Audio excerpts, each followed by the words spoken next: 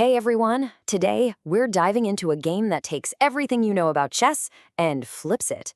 Literally. What if your strongest pieces could suddenly turn against you? We're going to explore chess-revers, a game engineered not just to be played, but to build a more flexible, more adaptive mind. For centuries, chess has been the gold standard for strategic genius. But is that the end of the story? What if we could take that classic framework and rebuild it? Design it specifically to train our brains for the kinds of chaotic, unpredictable problems we face every single day. So where did this all come from? Well, this story starts with an inventor named Philippe LANGUILLAT. For 2 decades, between 2005 and 2025, he basically took chess apart, piece by piece, and put it back together in a new way. The result looks familiar, sure, but it plays in a way that is just radically different and so much more dynamic. Okay, so the core idea behind chess reverses is actually pretty simple, but it's a total game changer. Every single piece is two-colored, and it can be flipped to your opponent's side. Now, that one little change causes this massive cognitive shift. See, regular chess heavily relies on what's called crystallized intelligence, memorizing openings, recognizing patterns. Chess reverses throws that out the window and forces you to use fluid intelligence, your ability to solve brand new problems you've never seen before, right on the spot. So how does this whole flipping thing actually work? Well, the game's crazy strategic depth really comes down to 2 new ideas. 2 pillars that completely change how you think about controlling the board, and what it even means to capture a piece. And this is the first concept that'll really bend your brain. In normal chess, a captured piece is gone for good. But here, not a chance. Taking a piece doesn't remove it from the game. It just opens up this whole new world of possibilities, which means the power balance on the board is constantly, and I mean constantly, shifting. So, you've got these 2 incredible new tools at your disposal. First, you can flip an opponent's piece if it's attacked and undefended.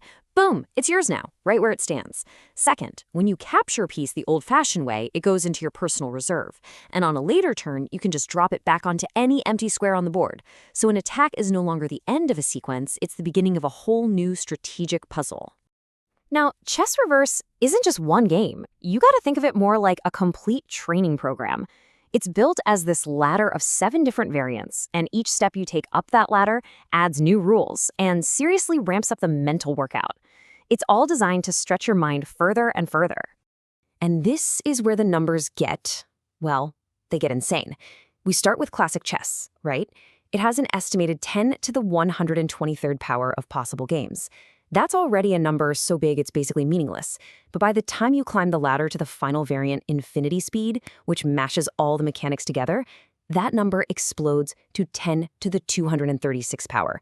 The strategic landscape is so ridiculously vast, it makes classic chess look like a tiny puddle. And if 7 different game variants weren't enough to wrap your head around, chess reverse then organizes them into 4 universes. You can think of these like different difficulty settings or training modes, and each one is designed to sharpen a very specific kind of high-level thinking. You can really see the escalation here. First, in the element universe, you're just trying to master one set of rules. Simple enough. But then in equity, you might be playing against someone who's using a different set of rules, forcing you to adapt like crazy. Ultimate is just brutal. It makes all the pieces the same color, which they call the mind breaker for a reason.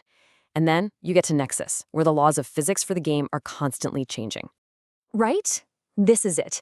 This is the mountaintop. The Nexus universe is designed to absolutely destroy any reliance you have on a fixed strategy.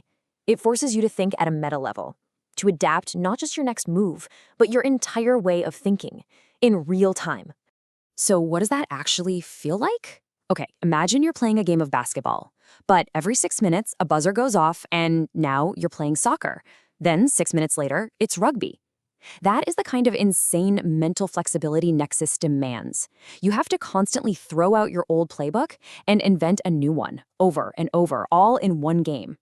And this is where chess reverse stops being a board game and becomes something else entirely, a pure exercise in mental power. Nexus Ether is played blind. No board, no pieces. You have to hold the entire shifting, multi-rule game in your head. It's a staggering test of your visualization, your working memory, and your abstract reasoning. So why go through all this? What's the point? Well, this isn't about making a game complex just for the heck of it. Chess-Revers was meticulously designed based on real cognitive science, built from the ground up to be a true gymnasium for the mind. The system is built to target a whole range of different intelligences. Your logical and mathematical skills get a workout when you're planning those complex sacrifices in reverse. Your spatial intelligence is pushed to the limit when you're trying to visualize the perfect spot to drop a piece in wave. And hey, just trying to stay calm when your opponent is flipping your pieces left and right. That builds your intrapersonal intelligence, your emotional control. This is where the mental gym idea really clicks. Think of each variant as a different piece of equipment. Mastering the rules for each one builds your crystallized intelligence, your library of knowledge. The speed variants are like cardio for your brain, training your processing speed. The infinity variant, where you're tracking pieces and calculating flips, that's a heavy lift for your working memory. And Nexus, with its constantly changing rules, well, that's the ultimate training for your fluid intelligence, your power to adapt. And that's really the end goal here. We live in a world that is constantly changing, totally unpredictable. The ability to adapt is probably the most crucial skill you can have. Chess-Revers is more than just a game.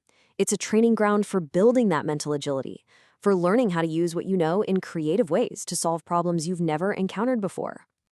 This quote from the source material really just nails it, doesn't it? It highlights that this isn't just about making chess harder.